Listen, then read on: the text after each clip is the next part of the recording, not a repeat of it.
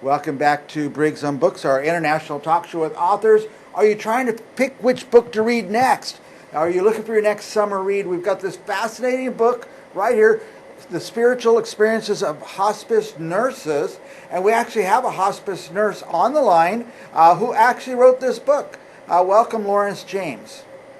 Thank you very much. Yeah, I spend a lot of time trying to pick the next book I'm going to read, and so do a lot of our viewers. And we want to tell them, we want them to read this next. Tell us a little bit about your book, Lawrence.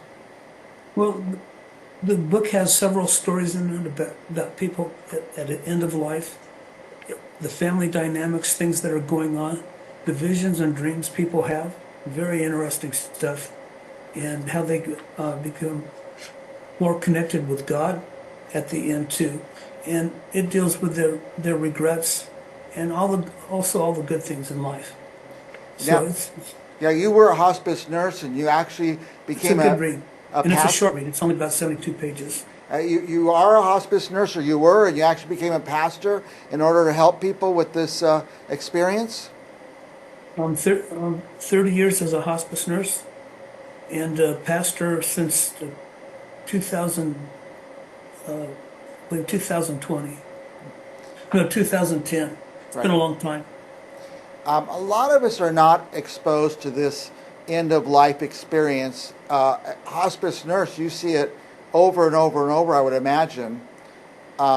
Is it usually the same? You said people have regrets and unfinished business. Does it usually end the same, or is every instance different? Everyone's different. Some people are totally prepared. Other people aren't. And the biggest thing I can tell people to do is make sure you have that living will and a durable medical power of attorney, so that way you have somebody you actually trust that's going to make those decisions and honor your wishes. And if you don't, then you have people in a family making, arguing back and forth. Well, I want to do this, I don't want to do that, and it can get pretty hairy. So it's best to have that in place.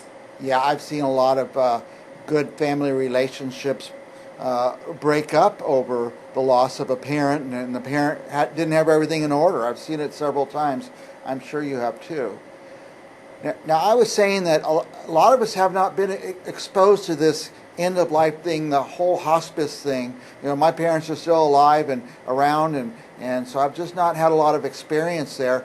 Do you think that if I were to read your book, it might put me into a different state of mind about preparing for that period? Oh, very much so. And when you read the book, you'll see where people that didn't have what they needed. You'll see people that are ready to die, but they don't have things in place, and there's family members that won't honor that. So what hospice does, the nurse usually controls everything, manages it. So then she brings in the social worker, the pastor, or he does. And in my case, I was a nurse and a pastor, so I would do it right there. Yeah. So some people want to be baptized before they pass away and make amends, and with all those regrets. And others, it's just beautiful where they have the family at the bedside. Their pain is decreased. You're not seeing all those symptoms where people die. It's managed with medications, and with the pastor and social worker. And so if you have a wife that's angry and she's in denial, or a husband, we work with them with that even after they pass away. So we're always there for the By the way, does patient and the family. a lot of times at this period, the hospice period, some people are in a lot of pain. Does a hospice nurse have special powers or abilities or authorities to administer That's what medication? we do the best. I'll give you my first experience with a hospice patient was, I was working for an infusion company, and I went over and started a peripheral inserted central line. And then I had to get an X-ray to check placement because it was going into the heart. And then I hooked her up to a PCA pump. And at that time, her pain was 10. Wow. And when I went back the next morning to follow up with the staff in the nursing home where she was at, her pain was reduced from a 10 to a 2. Okay. She was sitting up in bed eating breakfast, laughing and joking with her family. So she's still dying, but her quality of life while she was dying is Yeah. excellent. Right. So it does make a difference, and that's what made me decide I wanted to go into hospice full time. Yeah. Now, are instances like that in your book? Yes, Yeah, that's great. and that's in the introduction. Hmm. The other is I can read a. I've got a little teaser for you if I can Okay. read it. The patient was well known to criminals. He was a prosecutor who never lost a case. He said, "I never married because I didn't want my wife or child to be targeted by criminals," and he had been targeted several times. And before he passed away, he had visions. Read spiritual experiences of hospice nurses to find out what he saw in his visions. So I never tell what's in the visions because you gotta read the book. But a lot of stuff like that. We have one in there. It wasn't really spiritual, but it was back in the days where doctors didn't communicate back and forth and computers weren't used as much. A little lady that had over 5 doctors, and she had medications from all the doctors, and she's dying because of the medications. Hospice nurse went in, did the assessment, called the medical director. They rearranged her medications, and 3 months later, she was discharged. Oh my goodness. And she gained like 20 pounds. Wow. So you never know. Yeah. So, and that was a good one. And she actually went shopping that day she was discharged in her van. Wow. Tell me about people who come to hospice and they have not been confronting their faith, or maybe they've never confronted their faith or lack of faith. Do people come into hospice searching for faith that they never had? A lot of them do, and a lot of them don't. And for the ones that don't, we just keep them as comfortable as possible and take care of them, and we pray for them too. But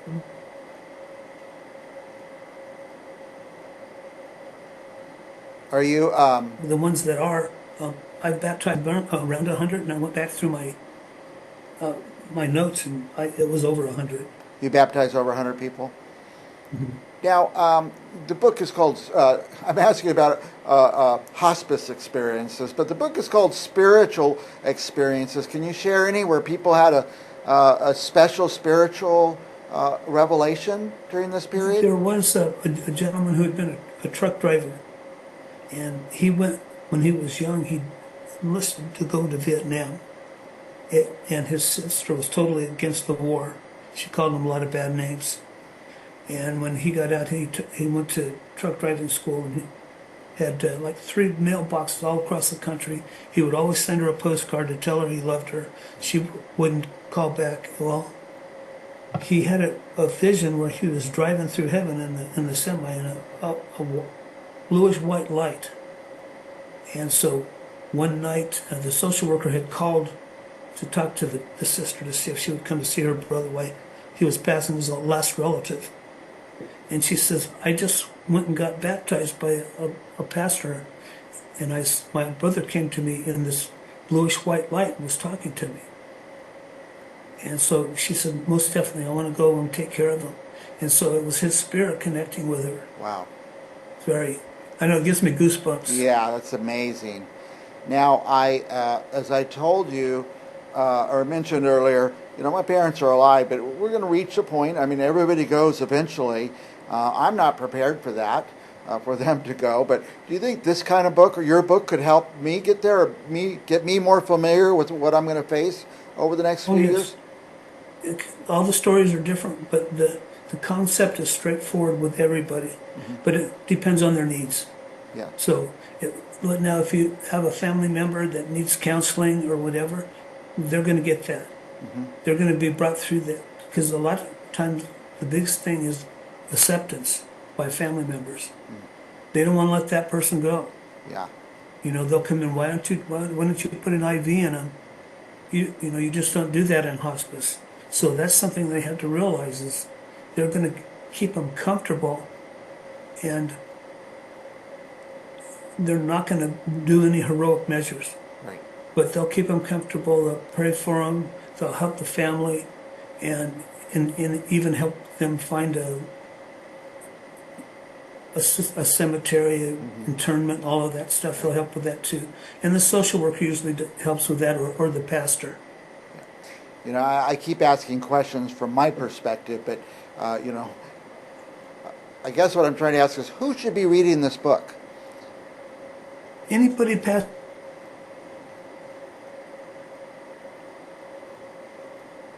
18, because it has younger people in it dying of brain cancer. You know, it shows what you go through Yeah, and what you need to do now in case that ever happens. Hopefully it never does. yeah. You know, until you're older. But if you're ready for it, things will be a lot better for you and your family. I think the most famous case of hospice right now is President Jimmy Carter, who's been in hospice for, I think, a year. Have you followed that story much? I haven't followed it, but that's not uncommon to have someone stay in the hospice. For a Doctor year. recertifies that they still within 6 months they'll pass. So, and then there are times where it's not authorized by the government to go farther. They want to put them, you know, kick them out.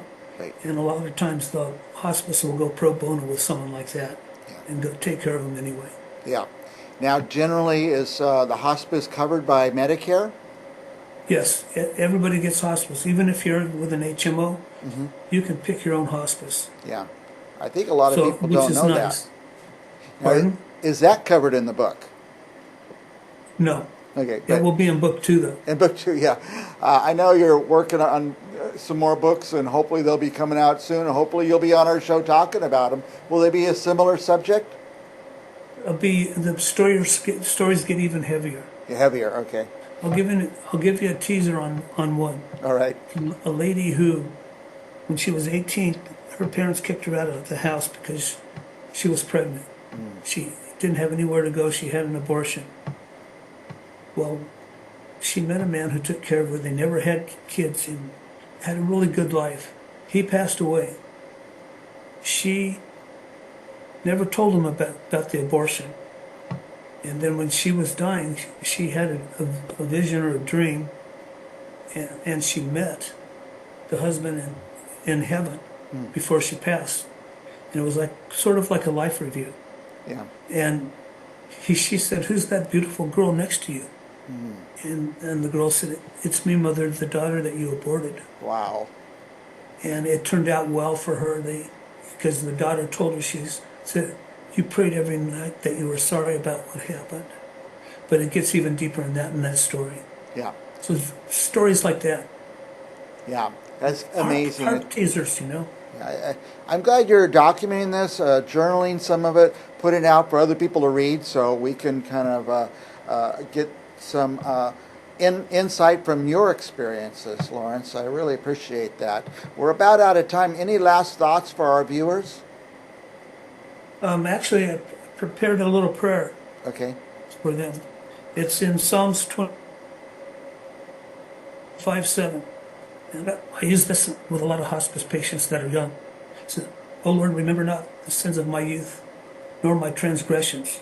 According to thy mercy, remember me for goodness sake, O Lord." It's just a nice short little. Thank you, Lawrence. That's a great way to end the interview. I just want to urge our viewers to go. I saw this book on Amazon this morning. I'm sure you could get it lots of places. But don't go buy one copy. Hit the button 5 times, order 5 of them, and give them away to somebody. This is an important book, and it may be important to some people you may not even know about. Thank you so much, James. Lawrence James. Oh, you're welcome, and hey, God bless you. Thank you again. Alrighty, we'll have you back. I want you to come back as often as you like.